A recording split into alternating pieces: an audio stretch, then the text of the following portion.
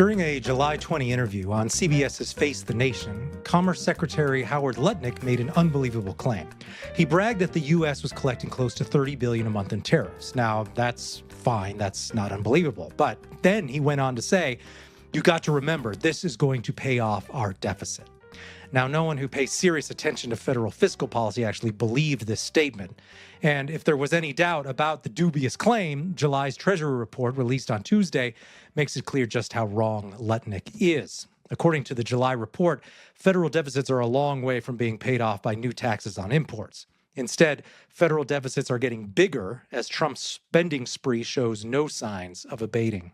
Specifically, July's federal spending came in as the highest ever, topping even the grotesque spending of July 2020 during the dark days of the COVID panic. According to the Treasury, in July, the U.S. government collected $338 billion. That's up $8 billion from the previous July. So maybe Lutnick and Trump think this is very impressive and something to brag about. The problem is the U.S. government also spent $629 billion during the same period. That is, Trump and Congress spent nearly $2 for every dollar in tax revenue for a monthly deficit of $291 billion in July.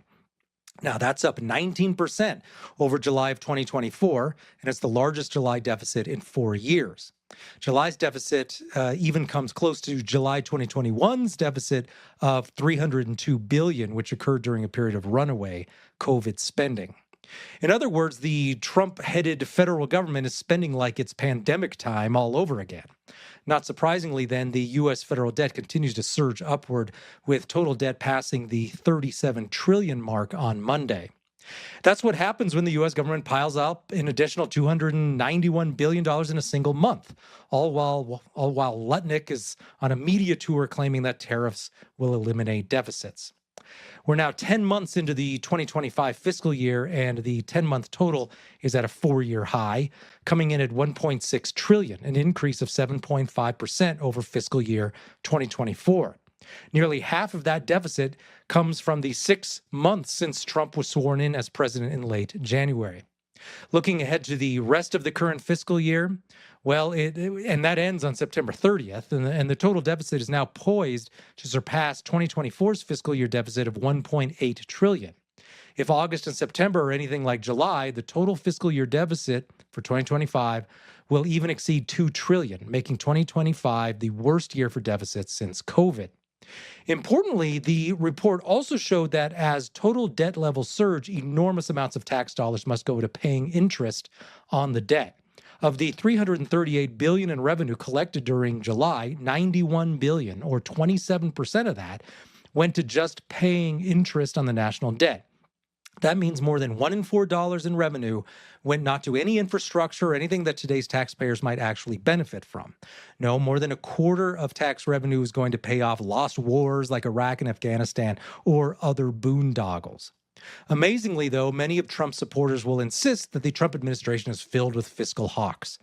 Yet the much-touted Trump budget cuts have amounted to a nothing burger, quote unquote, when it comes to federal deficit spending. DOGE, which has admittedly done some good work in cutting dangerous propaganda factories like USAID and various NGOs, has nonetheless made no meaningful changes to overall spending. The administration plans to send ever larger amounts of taxpayer dollars to the state of Israel and to the unelected dictators who run the Ukrainian government. We can also expect these ongoing deficits to drive the president to apply even more pressure to the Federal Reserve to lower short-term interest rates. Part of the reason that so much of federal revenues must now go to debt service is the rising cost of federal debt. As yields on treasuries have risen, so has the monthly bill on paying the federal debt.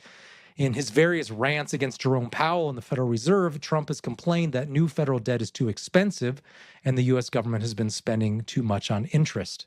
Trump has explicitly stated that the central bank ought to force down interest rates so debt is cheaper. So it's easy to see why Trump would be preoccupied with this. His administration has gone all in on spending at levels not seen since the COVID era. Of course, if Trump wanted to lower new debt service payments, if he wanted to lower the amount he has to pay on interest, he could maybe help solve that problem by spending less. But he has no interest in that clearly whatsoever. This is a big spending president, one of the biggest of all time. And he's supposedly a peacetime president, right? But there's a lot of little wars he's fighting, and of course, has no interest in reducing any sort of significant welfare payments. And he has to keep all that money going to weapons manufacturers and other interests that he likes. So Trump insists that the U.S. government is more or less in a golden age of prosperity now. And yet the federal government is spending like the U.S. is in the midst of a crisis. The spending will certainly not be reined in by Trump's big, beautiful bill, which further inflates federal spending and contains only some token budget cuts.